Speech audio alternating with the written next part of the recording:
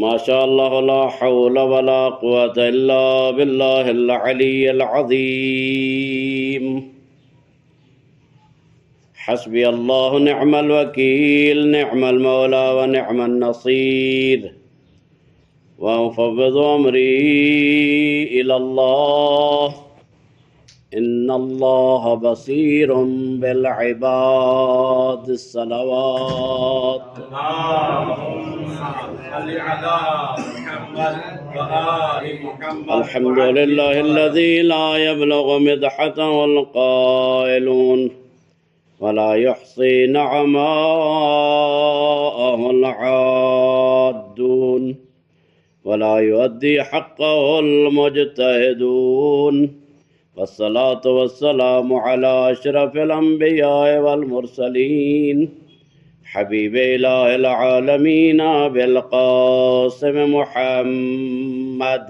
اللهم صل على محمد وآل محمد وآل الطيبين الطاهرين المعصومين الغر الميامين المنتجبين المكرمين الذين ذهب الله عنهم الرجس وطهرهم تطهيرا. اللهم صل على محمد وآل محمد وعجل فرجهم. أما بعد فقد قال الرحمن في القرآن بسم الله الرحمن الرحيم استغفروا ربكم إنه كان غفارا. وقال النبي صلى الله عليه وآله وسلم إن الشقي من حرم غفران الله في هذا الشهر العظيم. صلوات. اللهم صل على محمد وآل محمد وعجل فرجهم.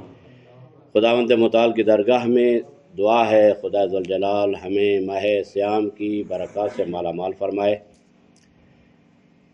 ہم سب کی، ہمارے والدین اعزاء اقربا اساتید مومنین و مومنات من آدم الی ھذا الوقت، سب مومنین و مومنات اور جن کے دل میں اولیاء الہی کی محبت تھی ہے ان کی مغفرت فرمائے. یہ شاکر صاحب کی اللہ نے یہ ان کا حسن ظن ہے، ورنہ میں ایسا نہیں ہوں کہ میں علمی پیاس بجھا سکوں. نوکری ہے، یہ سعادت ہے کہ جس کے بارے میں آیت اللہ العظمیٰ جواد تبریزی علی اللہ مقام و نور اللہ مرقدہ، وہ ان کے بارے میں ہے. ظاہر انہوں نے خود ہی فرمایا کہ میں وہاں سے آیا تھا کہ میں ذاکر امام حسین علیہ السلام بن جاؤں، لیکن ذاکر بننے کے بجائے کیونکہ میرا بیان اتنا رسا نہیں تھا، اتنا خطابت کا وہ انداز نہیں تھا، تو میں ذاکر امام حسین بننے کے بجائے میں فقیہ اور مرجع بن گیا.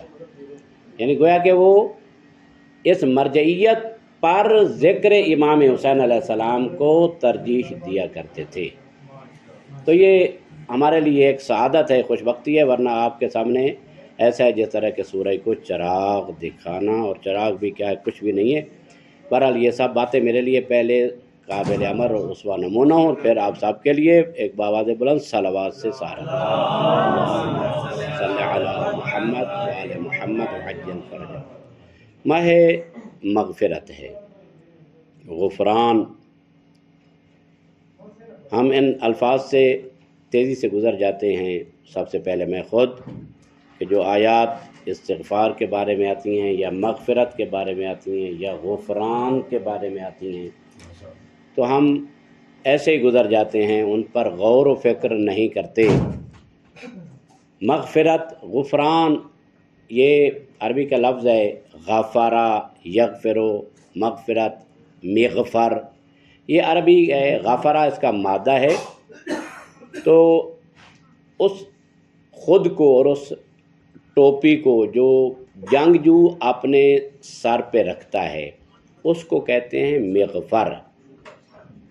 وہ اس کی گردن کو بھی ڈھانپتی ہے اور اس کے کانوں کو بھی ڈھانپتی ہے اور اس کے سر کو بھی مکمل طور پر ڈھانپتی ہے۔ کلہ کہہ لیں، خود کہہ لیں، جو وار کے لگنے سے اس کا نہ سر پھٹتا ہے اور نہ اس کی گردن پہ وار ہوتا ہے، وہ محفوظ رہ جاتا ہے۔ یہ ہوتی ہے مغفر۔ اور اس کے دوسرے معنی جو ہیں وہ اصطلاحی معنی ہیں، وہ ہیں یعنی اس مغفر کا کام کیا ہے؟ مغفر کا کام ہے چھپا دینا، محفوظ کر دینا۔ تو اسی سے ہے مغفرت۔ خداوند ذوالجلال ہمارے گناہوں کو چھپا دیتا ہے، ہمارے گناہوں کو لوگوں کی نظروں سے محفوظ کر لیتا ہے۔ وَكَمْ مِنْ قَبِيحٍ أَسْرَرْتَهُ وَكَمْ مِنْ فَاضِحٍ مِنَ الْبَلَاءِ أَقَلْتَهُ، یعنی کتنے گناہ ہیں ہمارے، اسررتہ، تو نے ان کو چھپایا۔ یہی اصرار میں رکھنا، اسی کو کہتے ہیں مغفرت۔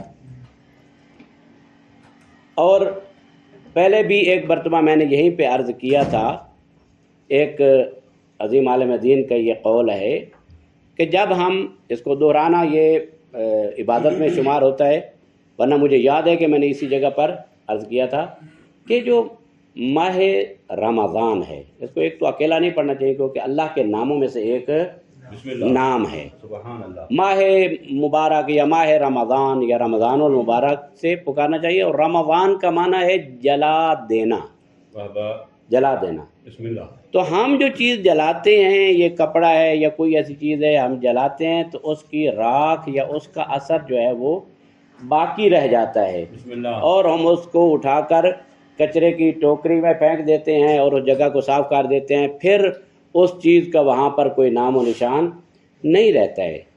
لیکن اس ایک عظیم عالم دین وہ فرماتے ہیں، خدا فرماتا ہے کہ میں تمہارے گناہوں کو، اصغر صاحب توجہ کرنا، بسم اللہ۔ میں تمہارے گناہوں کو ایسا جلا دوں گا کہ تمہارے جلائے ہوئے کی راکھ باقی رہتی ہے، میرے جلائے ہوئے کی راکھ بھی باقی نہیں رہے گی، واہ واہ، واہ واہ۔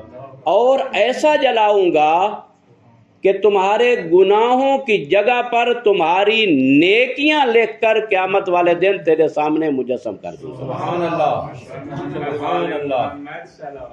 اللہم صلی علی محمد وآل محمد وعجل فرجہ۔ اس جہان میں کوئی ذات آپ کو نظر آئے سوائے معصومین کے، بسم اللہ۔ کوئی ذات آپ کو نظر آئے جو ایسا کرے نہیں ہے، سوائے اس ذات پروردگار کے کہ جو اپنے بندوں کے گناہوں کو چھپاتا۔ حتیٰ کہ بعض روایات میں نے پڑھا ہے اور علماء سے سنا ہے کہ ہمارے تمام اعمال جو ہیں وہ امام زمان عجل اللہ تعالیٰ فرجہ شریف کے پاس نہیں جاتے ہیں، بسم اللہ۔ بلکہ کچھ گناہ ہمارے بھیانک گناہ میرے جو ہیں وہ امام زمانہ تک خدا پہنچنے نہیں دیتا۔ حتیٰ ہمارے جو کرامن کاتبین ہیں یا منکر نکیر ہے یا جو بیٹھے ہیں ہمارے کاندھوں پہ کرامن کاتبین لکھنے والے ہیں، خدا ان کو بھی مطلع نہیں کرتا اپنے اس بندے کے گناہوں پر۔ سبحان اللہ۔ خدا فرماتا ہے میرے اور میرے عبد کے درمیان یہ معاملہ رہے، قیامت والے دن میرا یہ بندہ میرے ان فرشتوں کے سامنے بھی شرمندہ نہ ہونے پائے۔ سبحان اللہ۔ کتنا رحیم، کتنا کریم ہے، وہ مغفرت عطا کرتا ہے۔ ہاں، گناہ کے بعد انسان توبہ کرے، البتہ دو بندوں کی توبہ جو ہے وہ قبول نہیں ہے، مغفرت نہیں ہوتی، توبہ قبول نہیں ہوتی ہے۔ ایک وہ کہ جب سامنے فرشتہ اجل آ جائے، موت کا فرشتہ آ جائے اور پھر کہے کہ اب تو میں ایمان لاتا ہوں، علی ابن ابی طالب کی ولایت پر یقین رکھتا ہوں اور علی ولی اللہ وصی اور رسول اللہ پڑھتا ہوں، خداوند متعال فرمائے گا، میں اپنے الفاظ میں کہوں گا کہ ان فرشتوں سے کہے گا اب اس کے دائیں بھی مارو، اس کے بائیں بھی مارو، اس سے آگے بھی مارو، پیچھے بھی مارو، اور اس کو بتاؤ اس وقت تمہارا علی ولی اللہ پڑھنا کوئی کارگر ثابت نہیں ہو سکتا۔ سبحان اللہ۔ کیوں؟ عذاب الہی کا مشاہدہ کر لیا، اور پھر کافر مشرک کفر کی حالت میں اگر اس دنیا سے چلا جائے تو اس کی توبہ قبول نہیں ہے، ورنہ ہر انسان کی توبہ قبول ہے۔ وہ اپنی زندگی میں جتنے بھی گناہ کر لیتا ہے، کفر کرتا ہے، شرک کرتا ہے، کفر سے توبہ، شرک سے توبہ، نفاق سے توبہ، بغض اہل بیت سے توبہ کر لیتا ہے، خداوند متعال فرماتا ہے کہ میں تمہارے پچھلے اعمال کو تمہارے اوپر عائد نہیں کرتا، عبادات تمہاری پچھلی کَأَلَّمْ یَکُنْ شَیْئًا مَذْکُورًا، تیرے اوپر کوئی واجب نہیں ہے سوائے زکوٰۃ کے۔ اگر علی ولی اللہ کا کلمہ پڑھ لیتا ہے، تمہاری پچھلی عبادتوں کو بھی قبول کر لوں گا، اگلی عبادتوں کو بھی قبول کر لوں گا۔ سبحان اللہ، سبحان یا علی۔ نہایت مختصر وقت میں یہ وقت جو ہے ہمارا جو ہے بہت تیزی سے گزر رہا ہے۔ اللہم صلی علی محمد وآل محمد وعجل فرجہم۔ ہمارے وقت کی مثال ایسی کہہ دوں کہ جس طرح کے برف ہے، اگر انسان برف لے کر جتنی بھی اس کی حفاظت کر لے، بالآخر برف نے پگھلنا ہے۔ ہم کہیں کہ برف نہ پگھلے ہو نہیں سکتا۔ دیے کی مثال اگر دینا چاہوں تو دیا جل رہا ہے، اس کا تیل ویسٹ ہو رہا ہے، ضائع ہو رہا ہے اس میں۔ اب ہم کہیں کہ دیا تو جل رہا ہے، اس کا تیل بھی ضائع ہو رہا ہے۔ اسی طرح ہماری زندگی کے ایام ہیں، ہماری زندگی کا ہر لمحہ لمحہ ختم ہو رہا ہے۔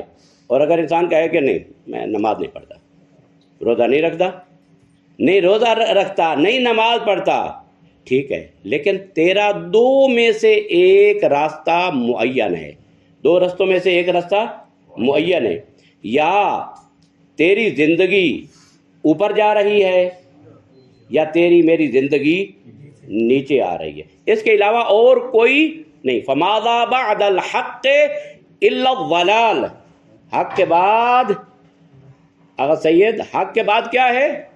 فَمَاذَا بَعْدَ الْحَقِّ إِلَّا الضَّلَالُ، سوائے ضلالت اور گمراہی کے اور کوئی راستہ نہیں ہے۔ نہ یہ کہ مثلا نہ گمراہی ہو نہ ہدایت ہو، اس کا کوئی درمیانہ راستہ ہو، خدا نے تو نہیں بتایا، پتہ نہیں کسی بندے نے بتایا ہوگا۔ تو اس کا مطلب یہ ہے کہ اگر ہم مطیع پروردگار ہیں، ہم اللہ کے احکام پر عمل کر رہے ہیں، تو اس کا مطلب یہ ہے کہ ہماری اڑان اور ہماری پرواز اللہ تبارک و تعالیٰ کی طرف ہو رہی ہے۔ اور اگر ہمارے ان اعمال میں کوتاہی ہے، کمی ہے، اور ہم اس کی طرف توجہ نہیں کرتے، اور سم ٹائم ایسا ہوتا ہے، بعض اوقات ایسا ہوتا ہے کہ لوگ نماز بھی پڑھتے ہیں۔ امام صادق علیہ السلام سے پوچھا گیا کہ مولا آپ بتائیں کہ یہ جو ہم نماز پڑھتے ہیں، یہ ہمیں کیسے پتہ چلے کہ ہماری نماز قبول ہو چکی ہے؟ اور اکثر و بیشتر جو ہے وہ حج کے موقع پر کہا جاتا ہے، اوے حج تو ویندا پیا تے ول جداں ونجے تے پتہ لگے لوگاں کو کہ اے حاجی صاحب واقعی حاجی صاحب ہے۔ جب حج سے واپس جاؤ تو پھر وہ حج والا جو لباس ہے پہن کر وہاں چوری بھی ہو، ڈکیتی بھی ہو، بہن کا مال، ماں کا مال، بھائی کا مال، لوگوں کا مال کھانا، بٹکانا اور اس کو ہڑپ کرنا، یہ تمہارا شیوا نہ بن جائے، ورنہ اس حج کی آڑ میں خدائے ذوالجلال تجھے ایسا عذاب کرے گا کہ جس عذاب کی تاب نہ آسمان میں ہے اور نہ زمین میں ہے۔ مولا کیسے معلوم ہو؟ تو مولا نے فرمایا ہاں کوئی بھی ہے، یہ تو نماز کے بارے میں اس نے پوچھا، تو ہر عمل، یہ موضوعیت فقط نماز میں نہیں ہے کہ نماز، وہ تو سوال نماز کے بارے میں تھا کہ میری نماز کیسے قبول، مجھے کیسا پتہ چلے؟ تو مولا نے فرمایا عمل کرنے کے بعد اگر تیرے اندر کوئی تبدیلی آ گئی ہے تو تو سمجھ لے کہ یہ میری عبادت اور میری نماز درگاہ پروردگار میں قبول ہے۔ سبحان اللہ۔ اور اسی طرح روزہ بھی ہے، روزہ بھی ہے، میرے اندر تبدیلی نہیں آئی، لعلکم تتقون پر میں نے نگاہ نہیں ڈالی، لیکن کتب علیکم الصیام تو چلو خدا کے اس ڈنڈے کے ڈر سے میں نے روزہ رکھنا شروع کر دیا، لیکن لعلکم تتقون پر میری نگاہ نہیں پڑی، تو اس کا مطلب یہ ہے کہ وہ روزہ نہیں ہے، وہ بھوک ہڑتال ہے، اللہ اکبر۔ وہ فقط پیاس ہے، وہ پیاس فقط تکلیف سے چھٹکارا تو ہو سکتا ہے لیکن اس کا کوئی اور بینیفٹ آخرت میں شاید نہ مل سکے، وہ اپنی رحمت کے صدقے عطا کر دے تو اس میں کوئی کمی نہیں ہے، لیکن ہمارے عمل میں وہ کیپیسٹی اور گنجائش موجود ہے کہ خدا اس میں اضافہ کر دے، ہماری طرف سے تو کوئی ظاہر نظر نہیں آتا ہے۔ لہذا خدا فرماتا ہے کہ یہ روزہ اور یہ عبادات تمہارے لیے ایک بہترین فرصت ہے، تمہارے لمحات کو سنہری بنانے کے لیے ایک فرصت ہے۔ آہستہ آہستہ، جس طرح کہ امیر کائنات نہج البلاغہ میں بھی فرماتے ہیں کہ الدنیا مزمار، دنیا ایک میدان ہے، یعنی یہ وہ جولان گاہ ہے جہاں پر پہلوان تیار ہوتے ہیں، یا جہاں پر گھوڑے دوڑائے جاتے ہیں، وہ جگہ ہے جہاں پر گھوڑے دوڑائے جاتے ہیں۔ کیا مطلب؟ وہاں پہ مشقیں کی جاتی ہیں، اور یہ دنیا اور یہ خود ماہ رمضان المبارک یہ مزمار ہے، یہاں پر انسان نے پہلوان بننا ہے۔ اگر ہم یہ ابھی افطاری کریں گے، ابھی ہمارے اندر ضعف ہے، کمزوری ہے، آپ یہ بتائیں کہ جب افطار کا وقت ہوگا ہم پانی پئیں گے، ہم روٹی کھائیں گے اور کھجوریں کھائیں گے رج پوج کے، تو پھر ہمارے اندر کون سی تبدیلی آئے گی؟ ہمارے اندر انرجی پیدا ہوگی، ہمارے اندر طاقت پیدا ہوگی۔ ہمارے اندر بولنے کی طاقت نہیں تھی تو ہم اب پھٹ پھاٹ کر کے بولیں گے، چلیں گے، دوڑیں گے، سارا کچھ ہوگا۔ اس غذا کی وجہ سے ہمارے اندر تبدیلی آتی ہے، ہمارے جسم میں انرجی پیدا ہوتی ہے، لیکن کیا وجہ ہے کہ اس نماز اور روزے اور ان عبادات کی وجہ سے ہمارے اندر تبدیلی نہیں آتی ہے؟ تبدیلی کیوں نہیں آتی؟ اس وجہ سے کہ ہمارا گناہ ہے، ہمارے ہاں مغفرت نہیں ہے، یعنی مغفرت کی استدعا ہمارے اندر نہیں ہے۔ خدا فرماتا ہے کہ اے نبی، جب تک دو چیزیں تھیں اس دنیا میں، دو چیزیں، پیغمبر خاتم، امیر کائنات فرماتے ہیں پیغمبر خاتم تھے، وما کان اللہ لیعذبہم وانت فیہم وما کان اللہ معذبہم وہم یستغفرون۔ اے نبی، جب تک تو اس دنیا میں موجود ہے میں ان لوگوں پر عذاب نہیں کرنے والا، وما کان اللہ معذبہم وانت فیہم وہم یستغفرون، تیرے ہوتے ہوئے عذاب نہیں ہے۔ اور پھر دوسری چیز جو ہے پیغمبر کے بعد وہم یستغفرون، دوسری چیز جو ہے وہ استغفار کرتے رہیں گے تو میں ان پر عذاب نہیں کروں گا۔ لیکن ایک مورد آتا ہے کہ جس روئے زمین پر پیغمبر اسلام بھی موجود تھے اور اللہ کا عذاب بھی آیا، سأل سائل بعذاب واقع، اور جب کہا یا رسول اللہ یہ سب اعلانات، نماز، روزہ، حج، سارا کچھ ہمارے اوپر فرض کیا، ہم نے مانا، اب اس جوان کو بھی ہمارے اوپر مسلط کر دیا ہے، یا تیری طرف سے ہے یا خالق کی طرف سے ہے، تو اس وقت جب اس منکر کا یہ کلام پیغمبر اکرم نے سنا تو خدا کے غضب میں اضافہ ہوا۔ خدا نے فرمایا ہاں محمد تیرے ہوتے ہوئے بھی علی کی ولایت کا منکر اگر انکار کرتا ہے، شک کرتا ہے، تو تیرے ہوتے ہوئے بھی پتھر نازل کیا، اس کو وہیں پہ فنار و سکر کر دیا۔ یا علی، یہاں سے معلوم ہوتا ہے آکسیجن سے زیادہ اہمیت ہے ولایت علی ابن ابی طالب کی، جس طرح کے ساتھ آل محمد فرماتے ہیں ولایت علی ابن ابی طالب ولایت رسول اللہ ولایت اللہ۔ علی ابن ابی طالب کی ولایت فقط علی ولی کی ولایت نہیں ہے، بلکہ یہ انسلاک ہے، یہ ایک تسلسل ہے۔ اللہ کی ولایت، رسول کی ولایت، علی ابن ابی طالب اور ان کے 11 بیٹوں کی ولایت، یہ ان کا ایسا تسلسل ہے، اگر انسان اس تسلسل کو توڑنا چاہے تو کسی ایک عقیدے کو بھی نہیں اپنا سکتا ہے۔ ایسی علی ابن ابی طالب کی ولایت جو ہے وہ تمام ولایتوں کا ایسا کہہ دیں کہ یہ مجموعہ ہے۔ اگر علی کی ولایت قبول کی، رسول اللہ کی ولایت بھی قبول، رسول اللہ کی ولایت اس کے بعد ولایت اللہ بھی قبول۔ بآواز بلند صلوات پڑھیں، صلی علی محمد علیہ محمد وعجل۔ ابھی تھوڑا ٹائم رہتا ہے، ویسے میں چھوڑ بھی دوں، یہ تو آپ کی مہربانی ہے کہ آپ مجھے برداشت کر لیتے ہیں۔ چلو یا علی مل کے بآواز بلند پھر صلوات، اللہم صلی علی محمد وآل محمد وعجل فرجہم۔ مولا امام زمان کے ظہور میں تاجیل، اپنے گناہوں کی بخشش و مغفرت، بیماروں کو صحت یابی کے لیے، بے اولادوں کی اولاد کے لیے، بے رزقوں کے رزق کے لیے، اور جو مقروض ہیں ان کے قرض سے نجات کے لیے، اور دیگر دعاؤں کی قبولیت کے لیے، اور خدا کی درگاہ میں ان کو پیش کرنے کے لیے بآواز بلند صلوات،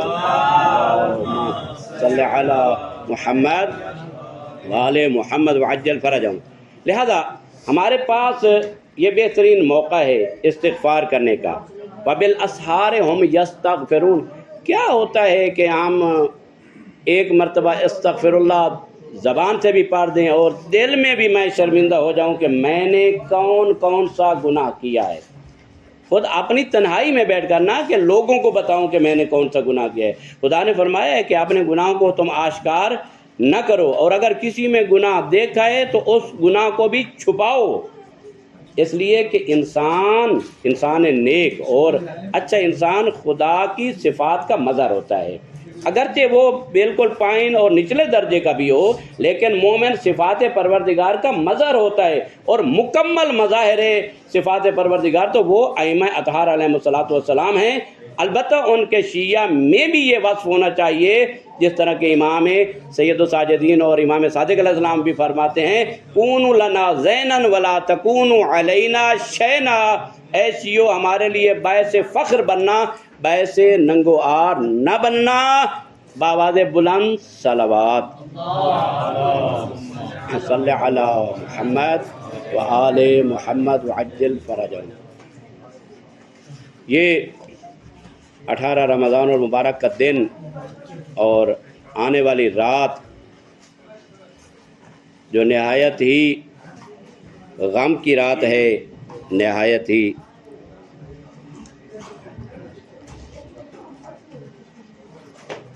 حسنین شریفین اور زینب کبریٰ ام کلثوم کی یتیمی شروع ہونے والی ہے۔ امیر کائنات جو اسوہ علم و عمل ہیں، اسوہ ہدایت ہیں، جب پیغمبر اکرم نے خطبہ شعبانیہ کے آخر میں امیر المومنین کو شہادت کی خوشخبری دی تو امیر المومنین نے عرض کیا، یا رسول اللہ، جب میرے فرق پہ تلوار لگے گی تو کیا میں ایمان کی سلامتی پر ہوں گا؟ تو پیغمبر نے فرمایا، ہاں یا علی، آپ ایمان کی سلامتی پر ہوں گے۔ تو علی مولا جو بہت دیرینہ خواہش رکھتے تھے کہ شہادت کب ہوگی، جنگوں میں پیغمبر اکرم کی خدمت میں عرض کیا کرتے تھے، یا رسول اللہ، صحابہ شہید ہو رہے ہیں، میری باری کب آئے گی؟ لیکن آج 19 کی رات ام کلثوم کا گھر، علی ابن ابی طالب کی افطار، وہ علی جو نہایت کم غذا پہ اکتفا کیا کرتے تھے اور کم ترین غذا تناول کیا کرتے تھے، جب بیٹی دودھ اور نمک لائی اور پانی لائی تو مولا نے فرمایا کہ میری بیٹی، آپ کو پتہ نہیں علی نے کبھی 2 غذاؤں سے افطار نہیں کیا ہے، اس دودھ کو لے جاؤ، علی ابن ابی طالب کے لیے نمک اور پانی ہی کافی ہے۔ میں قربان جاؤں، اے علی، اے یتیموں کو اپنے ہاتھوں سے شہد کھلانے والے، اے علی ابن ابی طالب، اپنے ہاتھوں سے غلہ اور گندم تیار کر کے غرباء کے گھروں میں پہنچانے والے، آپ بالکل تھوڑی غذا پہ افطار کر رہے ہیں۔ عزادارو، آ گیا وہ وقت جب علی ابن ابی طالب بےتاب ہو کر کبھی آسمان کی طرف دیکھتے ہیں اور کبھی کہتے ہیں، مجھے نہ کسی نے جھوٹ بولا اور مجھے سچ کہا گیا کہ وہی رات آج کی رات ہے۔ تو بیویوں نے کہا، بابا جان، آج رات کسی اور کو بھیج دیجئے مسجد میں۔ تو علی ابن ابی طالب کی یہی صدا آئی، بیٹی، وہ وقت آن پہنچا جب علی کی آرزو پوری ہونے والی ہے۔ عزادارو، مختصر کروں، اذان کا وقت قریب ہونے والا ہے۔ علی گئے مسجد میں، اشکل اولین و آخرین نے وہ ضرب لگائی آسمان و زمین کے درمیان آواز بلند ہوئی. کس نے آواز دی؟ وہی جبرائیل جو علی کی خدمت میں آیا کرتے تھے. اپنے استاد کی شہادت کی خبر دیتے ہوئے کیا کہتے ہیں؟ وہ بین کہتے کرتے ہیں جو آسمان میں گونجا، واللہ لقد حدمت ارکان الہدا واللہ قتل ابن ام المصطفیٰ. اے دنیا والو، او علی کے سر پہ ضرب لگ گئی اور رسول کا چچا زاد اس دنیا سے جانے والے ہیں. عزادارو، ضرب کا لگنا تھا. جب زینب ام کلثوم نے سنا تو بے چینی سے کبھی دروازے کے پاس آتی ہے اور پھر پیچھے ہٹ جاتی ہے. میں کہتا ہوں اے زینب کبریٰ، اے ام کلثوم، اگر پردے کا مسئلہ نہ ہوتا تو آپ سب سے پہلے علی ابن ابی طالب کے پاس مسجد میں جاتی اور شاید یہ کہہ رہی ہوگی، بابا یہ پردہ ہے جو ہمیں مجبور کرتا ہے ہم گھر میں ہی بیتاب آپ کی یاد میں یہاں تڑپتی رہیں. عزاداروں، نہایت مختصر کرتا ہوں. جب علی ابن ابی طالب کو لائے گھر کے باہر تو علی نے فرمایا، اے میرے بیٹے حسن و حسین، میرے اصحاب کو کہیں یہاں سے چلے جائیں، یہاں سے چلے جائیں. صحابی نے پوچھا، بلکہ امام نے خود پوچھا، بابا کیوں چلے جائیں؟ یہ تو آپ کے شیعہ ہیں، آپ کے غم میں رو رہے ہیں. تو مولا نے فرمایا، اے میرے بیٹے حسن و حسین، اور جب میں گھر میں جاؤں گا نا، میری بیٹیاں اونچی آواز سے گریا کریں گی اور مجھے علی کی غیرت برداشت نہیں کرتی، اور میرے صحابیوں کے گانوں پہ اور میری بیٹیوں کی آواز جائے اور میں قربان جاؤں. یا علی، اس وقت آپ کہاں تھے جب زینب کبریٰ تھی اور کربلا کا میدان تھا، لکو تک زہرا تھا، آسمان کی طرف منہ کر کے کہتی تھی، اللہم تقبل منا ھذا القلیل من القربان. اے پروردگار، زینب کی اس تھوڑی سی قربانی کو قبول کر لے.